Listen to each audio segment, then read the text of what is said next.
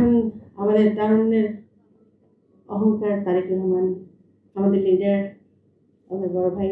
আমি তার সাথে লন্ডনে গিয়ে দেখা করেছি, তার সাথে 1-1.5 ঘন্টা মনির খান আর আমি তার সাথে কথা বলেছি।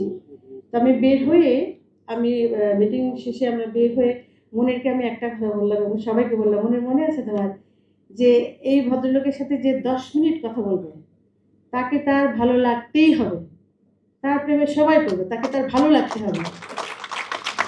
এত মানে সুন্দর করে সে কথা বলে, এত নম্র, এত ভদ্র, এত সুন্দর সুন্দর কথা বলেছিল মনিরকে আমাকে।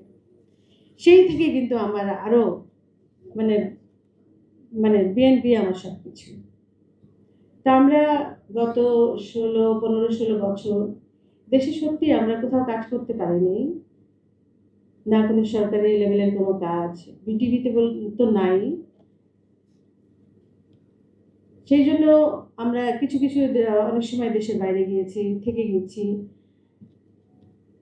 দেশের বাইরে আমরা অনেক শো করেছি, সেখানেও সমস্যা। উনি কি করে, উনি বিএনপি করে, ওনাকে নেওয়া যাবে না, এরকম অনেক শোতে। ক্যান্টনমেন্টে একবার একটা শো আসলে, অনেক বড় শো একটা শো, আমাকে কনফার্ম করলো। শো এর আগের দিন বলছে কি, আপনি কিছু মনে করবেন না ম্যাডাম, আমাদের উপর লেভেল থেকে একটু প্রবলেম আছে, আপনাকে আমরা নিতে পারছি না। এই ধরনের এগুলো আমরা ফেস করেছি এখানে এত বছর। একটা শিল্পীর জীবন থেকে যদি 16-17টা বছর চলে যায়, তার আর থাকে কি? গোল্ডেন টাইমটুকুই চলে গেছে আমাদের। তারপরেও আমরা আল্লাহর রহমতে এখনো করে খাচ্ছি, এখনো গানই গাই, আর কিছু করি না।